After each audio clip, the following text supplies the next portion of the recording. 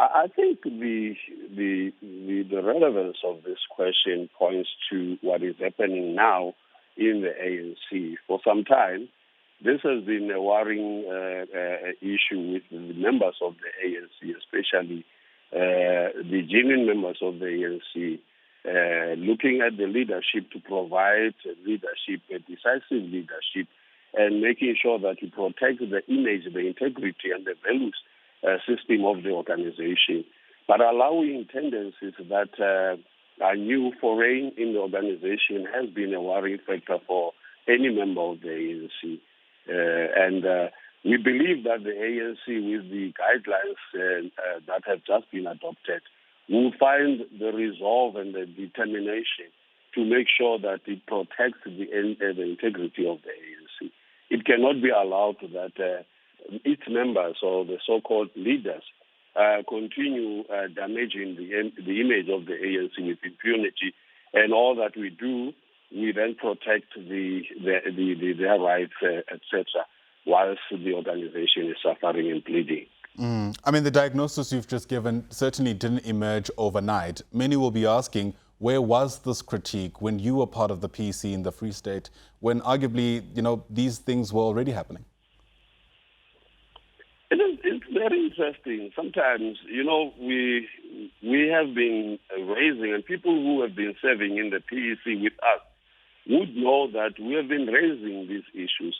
And it led to a situation at some stage that the ANC would be in the PEC would be divided into two, and there will be those who would not see anything wrong with what we were raising. In some cases, the constitution of the ANC will be flouted, and we will argue for hours in the meeting. And only when ACE begins to say, well, he agrees with this side, the rest of the other members who were against us would then support, and not because they're supporting that, what we were raising was correct, but just because ACE says, okay, I agree with these people, and then they will agree with us. So this is the kind of a system that had actually continue to breed in the organization in the province.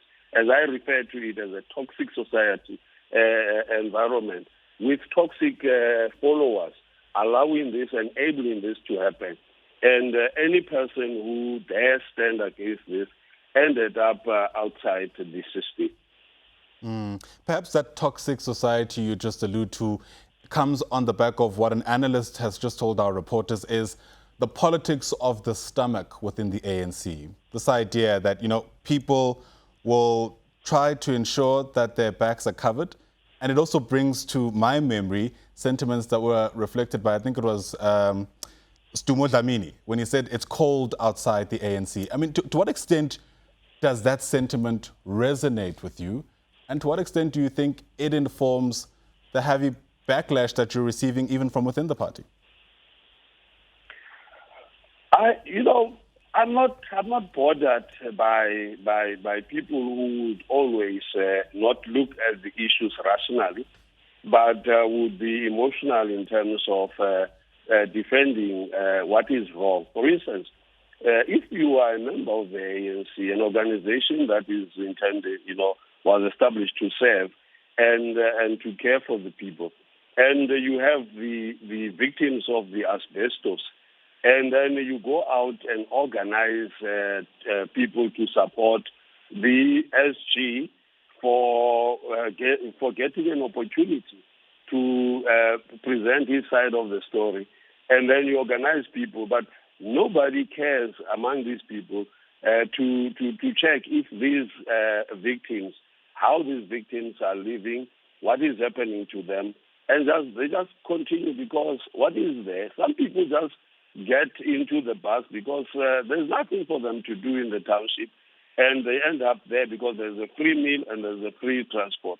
So this actually looks us as an organization in the eyes and says this kind of a situation should not have been allowed to continue, putting people to be at the mercy of leaders, then creating a welfare society, and you become the messiah because you are the one who gives them food parcels, blankets, etc. You're not giving them the opportunity to be independent and to fend for the families. but instead you want them to back you as a leader, and this is what has happened in the Free State. Given that, what becomes your plan for today? Typically we see, members of different factions, so to speak, gathering outside court, but I wonder how far that goes in addressing the very legitimate issues you've just raised in this response. I think the president of the country has laid down the rules, in fact, as it pertains to COVID-19. And we have decided that we will adhere to that, and we will not organize people to go to march, etc. and express. We have expressed our views a lot, and we are working with these families, and we believe that at the right moment, our program that will unfold as we work with the families, with the victims, and make sure that we side with the victims and with the poor people of South Africa as a member of the ANC, as what we were told, and we were taught as early as we joined the organization.